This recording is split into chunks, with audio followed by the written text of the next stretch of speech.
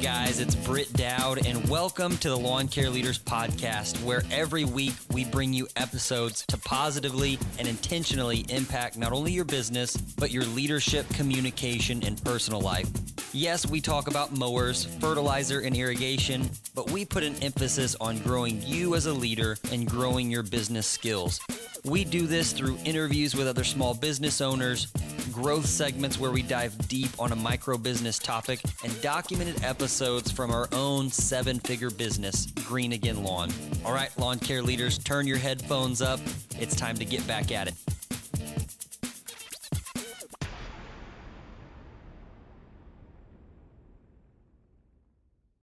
Another episode.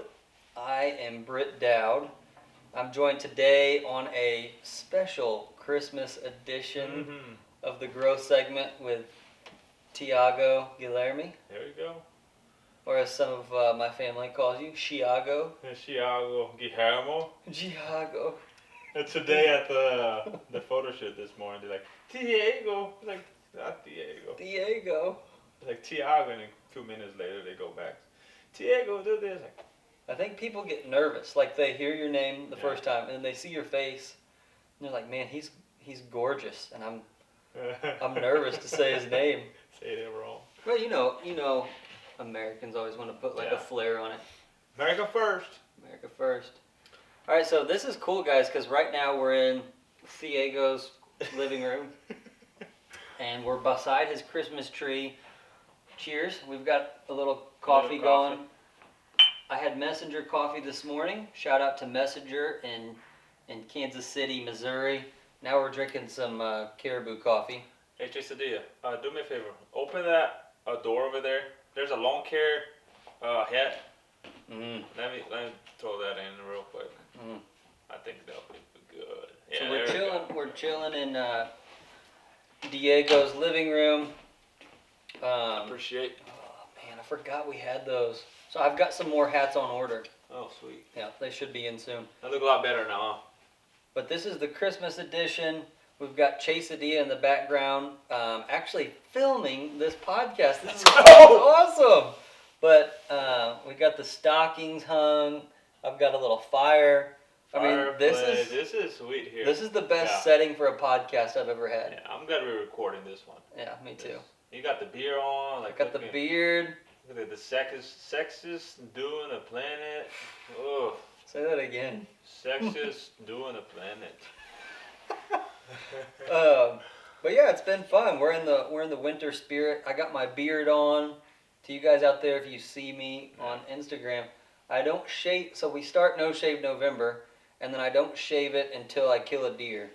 So that keeps me getting to grow a beard out for my testosterone and keeps me hunting. Is your beard like one part is black and the other is? It starts to turn like reddish, doesn't it? Yeah. It's kind of. No, I don't know. It gets more sexy. Chasadilla's dead. Uncle Clay, he gets a pretty orangish beard. Yeah, I see him. He's over there on his pictures. Pretty cool. But yeah, guys, what do you got for it? So Tiago and his wife Shayna and his baby Sophie, they did a photo shoot this morning, or was it just you and Shayna? Yeah, it was just me and Shayna. Yeah. For Hallmark, they're Hallmark famous. We're Hallmark. We'll be on their calendar. They call it the Dream Book. So I'm on the Dream Book Hallmark. That's cool. It is pretty cool. I got to see you guys doing like a movie one day through Hallmark. What's funny is like they do the photo shoot today for next Christmas. So we're holding last year's photo shoot.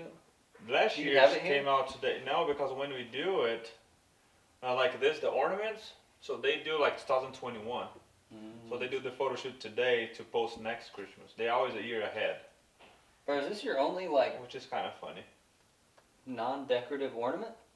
No, there's more here. Where? Right here, like 2009. This is Shayna's and I first one. You and Shayna are just making out in each one? There, yeah. Huh. We're going to give for Sophie this weekend. We got to start getting her ornament. My girls broke 6 ornaments during the during the ornament hanging. Yeah. I love Christmas, man. Christmas time. I don't even know if I want to talk about business. I just want to talk about Christmas. Yeah, Christmas time is the best. It is the best. It is the best time of the year. Let us know That is snow. That is snow. Have you seen Four Christmases? Four Christmas? No. You need to watch it.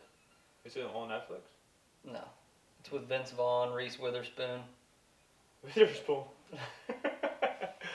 That's the spirit of Christmas. Have you seen that, Chase? You haven't seen Four Christmases?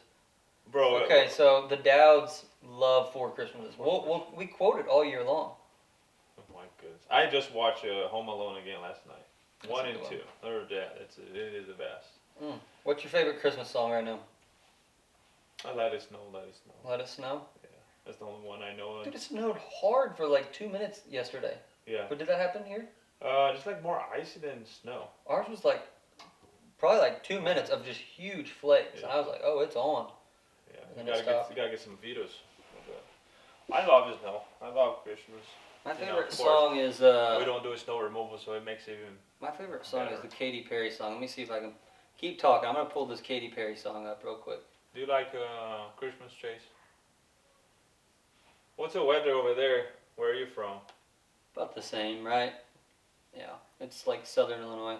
Yeah. Chase, you don't want to say a word behind that Yeah, camera. it's like I'm over here asking him, like, All just right. shaking his head. So like quiet with the girls got all dressed up, and we just danced like crazy to this song. So it's Katy Perry, "Cozy Little Christmas." Let's see if I can get it going here. Oh, it's gonna play an ad. Are we just gonna keep talking about Yeah, keep talking. life? People over there are probably like, already turn it off. Like, oh, this dude don't talk about business. I'm Yeah. like, So here's the funny let thing. me get out of here. We just looked at the stats on this last pro panel that we just dropped. Chase and I accidentally had. Oh, hold on. Here it goes.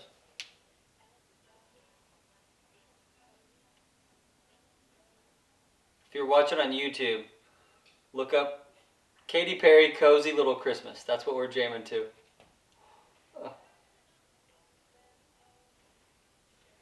Oh yeah. Oh yeah. It's the Christmas time, baby. Christmas time. Yeah, But anyways, also I had 20 people. yeah, we did. We probably did.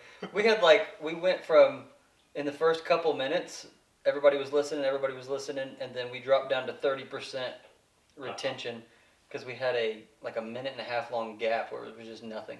Did you see that, or did it No. update for you? I didn't Oh, see good. that. Yeah. Good news. All right, so we got a growth segment today. If you're just now listening for the first time, we do documented episodes of our company at Green Again. We also do interviews with other business owners. And then a couple times a week, we will do a growth nugget where it's just a quick soundbite of some business topic. And then these growth segments, which are like usually 20 to 25 minutes long, and we'll dive a little deeper on a topic. So Tiago, tell them what we're going to chat about today. It's one of the last questions of the panel podcast that we just did. Yeah. So just about the relationship between, the boss and the team member. Yeah. Difference between the leader and the boss. Just a couple suggestions out there. There's a couple things we do, a couple things we learned, and a couple things I think we're just still struggling about it.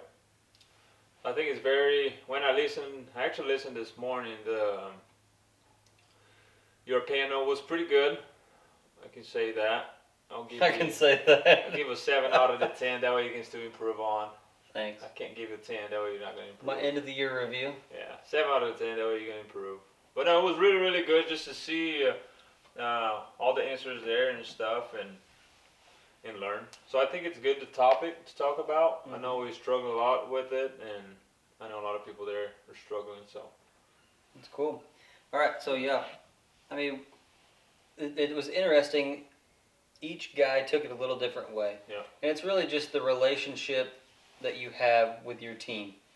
How it can change, the balance between being buddy-buddy or just strictly a boss. I know we kind of started using the verbiage from that poster that I have, the support and challenge culture. Yeah. Where, are you holding somebody accountable, or are you showing somebody appreciation? And I always lean towards the appreciation side. I think you lean towards the accountable side, and we kind of balance each other back and forth. But Yeah, I think me and you might have some different opinions, and so it was interesting when we were chatting off air. We were just talking about, you know, the best leader was Jesus. Came to earth. He never truly led more than like 7 to 12 disciples, and it was usually breaking out into 4 to 7 people. And so what I think is interesting is if you apply that to like your business, you're always going to have 4 to 7 people that you're pouring into. Yeah. They're always going to have 4 to 7 people that they're pouring into. And that's really how you scale and how your business still maintains its quote-unquote soul. Because we're going to scale. Like, we're going to be starting new locations. Yeah. I'm phasing out of operations. You're not going to do any production next year. Soon you'll be phasing out of operations. So how do you still have those relationships? Yeah. And then real quick before I kick it back over to you, I'm in a small group. Shout out to my good buddy Dan Diebel. But he was talking about this the other day. He said, when you delegate strategically, doesn't mean you delegate the relationships. Yeah. And I think I fell victim of that probably like April or May of this year. You know, I just thought, you know what, I'm just gonna start to delegate everything, and then the relationships kind of got delegated too. I don't think that's a healthy spot to be. Yep, I agree. And I think when people are listening out there, I don't think they should be, well, let's see if they're going to say the perfect secret sauce and I'm going to put this in my business. Yeah. I think when they're listening, they just got to see, you know, get a couple points, agree with it or don't agree, and just do what it's on their hearts. Especially when it comes to a relationship. Yeah. You know, of course, the first would be Jesus and following what's in the Bible. But just mainly goes back to, I can't remember who said that in the panel. It was like, when you go to sleep, are you okay and happy when you go to sleep? Like, or are you going to sleep worrying about if you're doing your job or not? Are you putting your time on the guys or, you know, all of that. So I just think when the people are listening, they just need to open their hearts to, well, I'm just going to learn. Agree or disagree, and then I'm gonna do whatever I feel it's best. Yeah. I don't think, just like I do that sometimes, like, well, people are talking about this topic that I need to learn, and I'm trying to listen really close to, like, trying to get the perfect answer and using my problem. Because we're dealing with people. We don't deal with, you know, machines. So when you're dealing with people, everybody's gonna be different. So I think that's one thing we're getting better. To understand where there's not one secret answer to everybody in the team. Yeah. Everybody's different. Everybody you motivate different. Everybody got treated different. You know, there's a guy over there that you go to him in the bar and say, hey, how are you doing? How was your weekend? They're gonna make him feel good. There might be somebody over there, he's just trying to see you like, hey, what's next? Like, hey, what are we doing? When you get there on the street, what are you doing tomorrow? So I think when we kind of start learning to treat everybody the way they need to be treated, I think it starts getting a little bit better. Yeah. And then as we grow, like I already tell Britt, like, man, I'm gonna miss you. It's gonna be weird not having you out there, and now I know you're doing all this different stuff, and I know I tell you that a lot. And they're like, oh, you still can call me, but I know it's different. Because when you're all there with somebody it's a lot different. Yep. So I think as we, like you pass that to me, you know, then I'm over there talking and learning and teaching Sean, and he gets that feeling. Yep. Like, man, Britt's already moving, and now pretty soon Thiago's going to open other locations, and I'm going to miss Thiago. Yeah. So I think that's the culture we want, where, like, if we can pass that to everybody, so now pretty soon all Sean's guys are gonna be like, man, I love Sean, and it's nice to be with them, and they don't need me and you there all the time. Yeah. So I think we just need to keep passing that culture on, where, you know, all the guys know you love them, you're always there for them, no matter what the situation are. You don't need to be there all the time, and you don't need to be, you know, buddy all the time. That way, when Sean's doing that, I'm able to do more, in open other locations. So that's what I have for now. No, that's good. That's good. Yeah, it is. Like, it's always changing, and I like what you said about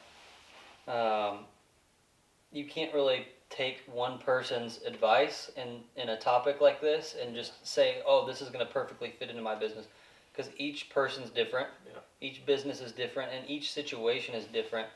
I've talked to you a little bit about this, but one thing that has like really changed my life is the 5 gears that we went over. Yeah. Because it gives you a time, a place, and wording for what you're doing. So there's a time and a place for recharge. Yeah. Like what makes you happy, what fills you up, what makes you feel rested. There's a time and a place for focus mode. That's where when you're like, maybe you're doing your most important work, you're looking at numbers, you're talking with your leadership. Yeah. There's also a time and place with task mode. Just get stuff done. Boom, boom, boom, boom. So I'm saying all this because there's also like a social mode and a connect mode with your family.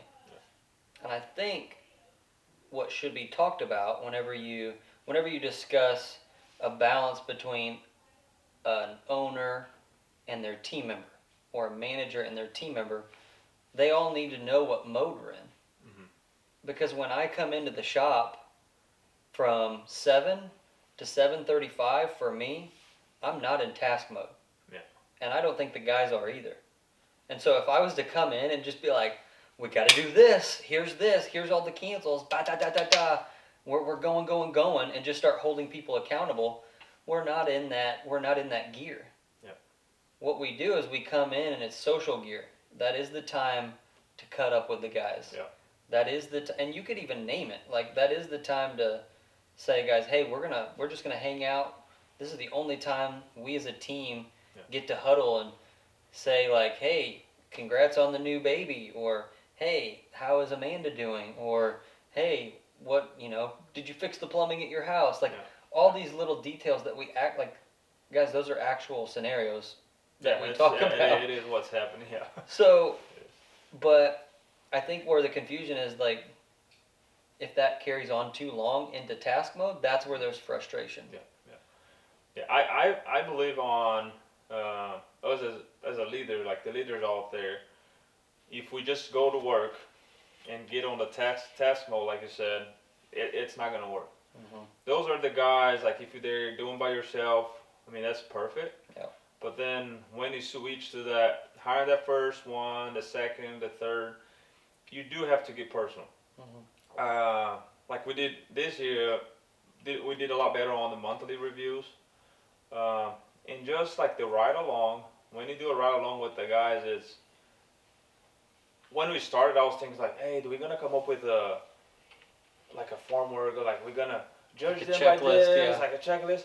No, but that's like the best time where you go, hey, how's the wife doing? Hey, what's your plan for winter? Yeah. I think the guys in desperate need that conversation. Yeah. And then to me, like my opinion is, it don't matter how big you're gonna get, I think that needs to be there. And then that's when you also, like, we can have different guys. So there's a guy out there like for you to talk about his family. Yeah. But there's a guy out there that likes for you to talk about, hey, what do you need to do to be a team leader? Yeah. That guy's motivation, money or to grow in the company and all that, and somebody's motivation is different. But when you get that personal, especially on the ride-alongs, mm-hmm. I can't remember a time where I talked to them about work. Yeah. When it was like, there's a few points at the end of the day, like, hey, you should have done better here or there, but 99% it's how's life going? Because mm-hmm. you don't get to be with that guy every day, all day long. Yeah. So I think I felt that way too. I don't know what's your opinion, but when we started being more personal with them, mm-hmm. They just come to work, they're happy. They just want to do the work. And then what I can see on this is, like, we always talk about sports. So if I'm playing basketball, I know how to shoot, right? You don't need to tell me consistent how to shoot, how to play defense, how to do this stuff. But there's sometimes something happens outside of the court that I don't feel good, and I come in, I'm slacking.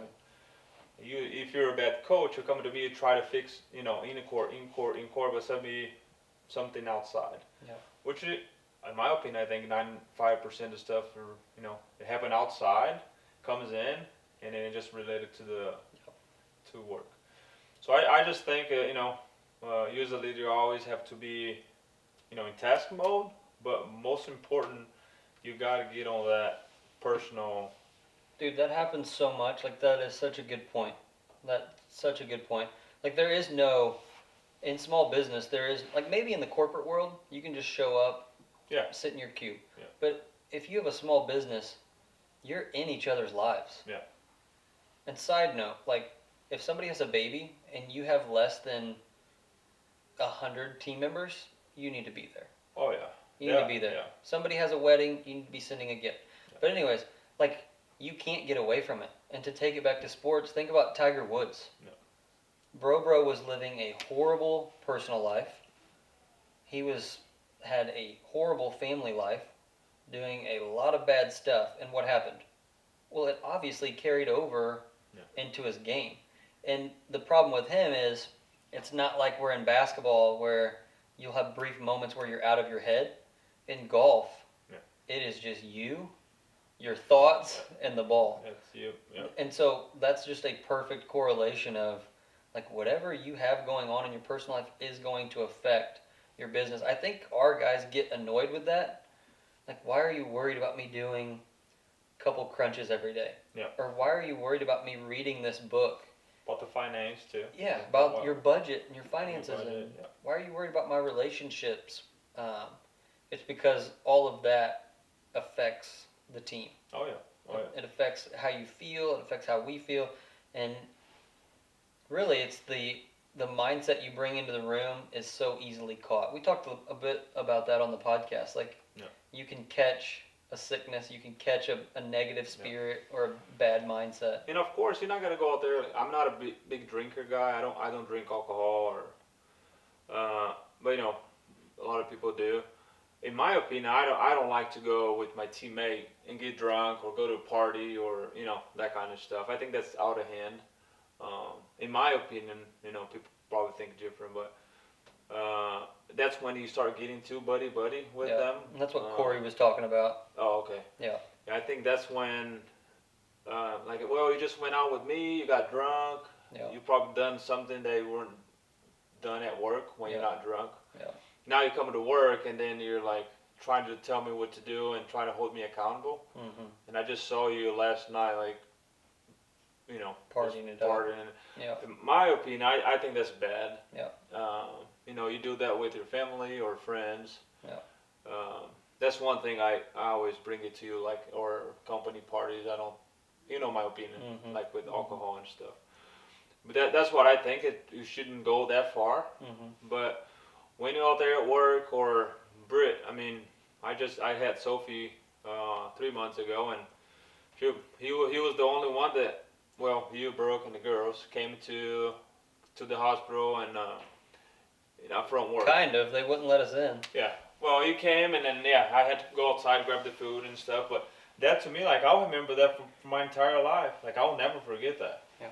So when you do, like you said, you have to know their baby's name, their spouse's name. When we talking to Josh and, hey, how's Amanda doing? How's the baby? When does it do? That gets really really close to them, and it's a lot easier when you do that. On the opposite side is then it's a lot easier to hold them accountable. Because I can come into somebody that I'm always worrying about them and do something. Say, hey, what's up? What's going on? What's the deal? That to me, I think it's easier when you don't have that relationship with them, and then you try to say something, it gets that block. Yeah. And then we had that happen too, where that guy don't have any confidence in you. He don't trust you, and so what's gonna happen? He's not gonna listen what you say. Yeah. Yeah, it's just like any other relationship. Somebody has to know you truly care about them. We're 24 minutes, bro. Yeah, Or keep going? We'll wrap it up here in a second. I was going to ask you one last question. Why do you feel like so many small business owners are worried about it? Like they stick to strictly business. Like they don't want to. They don't want to get on that relation. Yeah. I think it goes to they think they're gonna be too friend with that person, and then when it comes to time to hold them accountable, or even to let them go, I think they're gonna have a hard time doing it. And maybe they see them outside somewhere, it's just gonna look bad. Well, I thought we were friends. Why are you firing me? Yeah. But I can't remember who said that over there on the panel. Say he writes down. I say you're doing something wrong. Wrote it down. Hey, I talked to you. 2 weeks later, I think it was Brian that said that. I don't remember. I can't remember, but like keeping track what's going on, keeping track that you're trying to help them, and then 2 months later or 30 days later, you come, hey, I talked to you a lot. This is how we went over. This happened, that happened. That way. I guess this is answering like how to fix that, because we done that too. We were friends with somebody that worked here, and came to time to fire them, and we never had anything in paper or anything like. We never gave them a warning or anything, and it's just like, holy smoke. And that goes back, it comes back to it's not very. Back to your point about like it's easier to hold somebody accountable if you know what they're going through, and sometimes it does play out perfectly. Like we've had guys where we know about their personal life, and not that we use it to like hurt them, but we say like, hey, we know what you're going through. We know it's hard, so we're going to give you more grace. Or we'll do it reverse, like, hey, we know what you've been through. It was your fault. You need to man up, and you need to decide, am I going to be the best I can be here so that I can provide for my family? I have two perfect examples that happened this year. I'm not going to say names, but so we have one guy, solid. Like he goes hard, he works, he never late, he's just killing it. And we're pretty close to him, and we talk to him a lot about his family and stuff. And he has a family member that's sick, and I know that because I have talked to him all the time. We have another team member that doesn't know that, right? So that guy starts slacking, coming in looking tired, looks like he's not sleeping, and his production start going down. But I know, so the other guy is telling me like, hey, that person's not doing very good, and blah blah blah. And I say, well, just take it easy, let it go. I know this stuff is going on in his personal life, and because he's been pretty solid. So instead of me like going straight to him, it's like, hey, you slacking now, you gotta pick it up. And like I just say, hey, I'm giving you a little grace. I know what's going on. You'll be perfect this year. If you need to take a day off, I don't care. Like you've been good. Why? I mean, I don't care if you take a day off. So for me, knowing what's going on with them, it helped. But on the other scenario, this other guy is always something going on. It's personal. We know.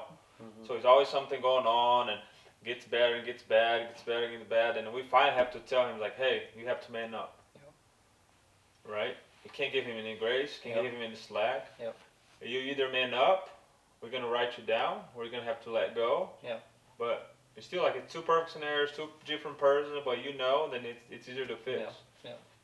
But you have to know what's going on behind the curtain to be able to, And to take it back to sports one last time, I think often in business it's easy just to look at production, just to look at man hours, just to look at profit.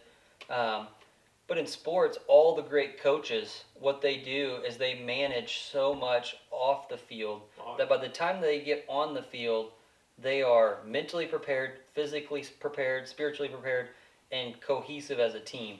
And so as an owner, as a general manager, what is your job? Your job is to maximize what you have to get where you want to go.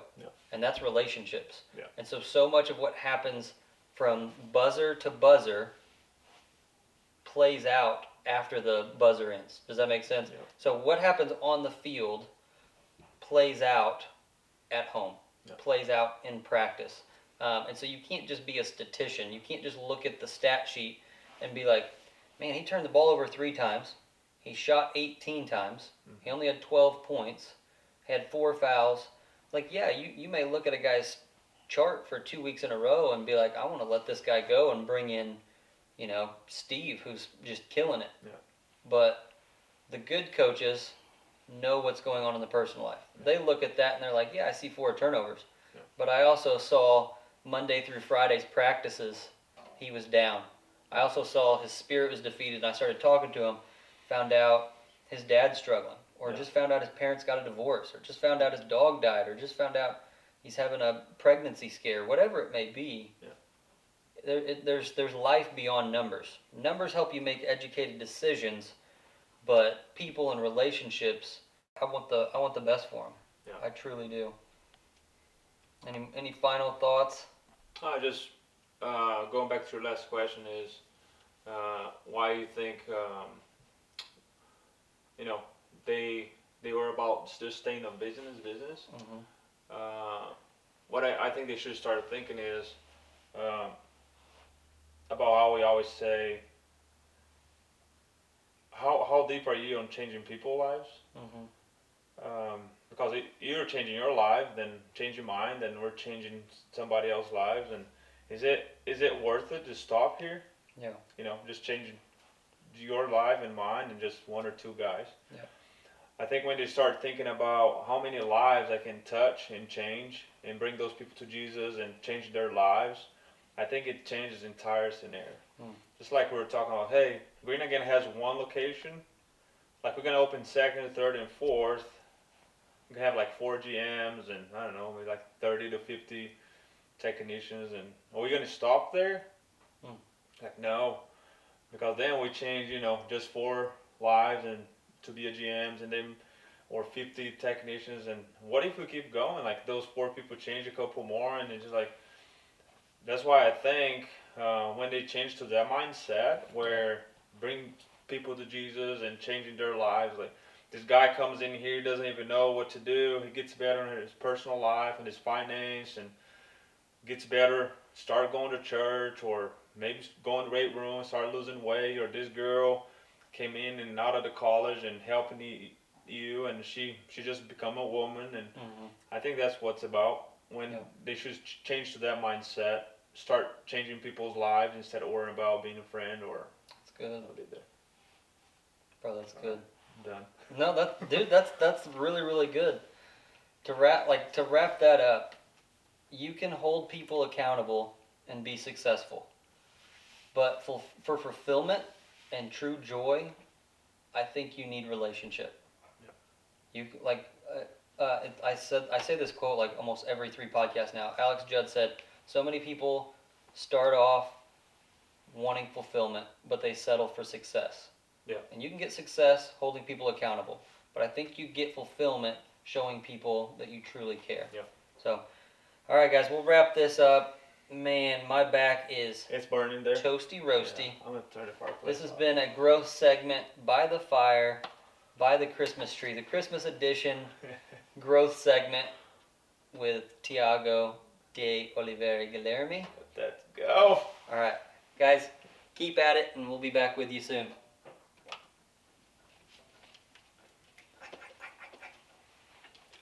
Well, that was fire. Sorry, bro, if we went too long. Hey, guys, that is a wrap on yet another episode of the Lawn Care Leaders Podcast. Thanks again for letting us hang out with you, and we appreciate you hanging out with us. Please subscribe, leave us a rating and review.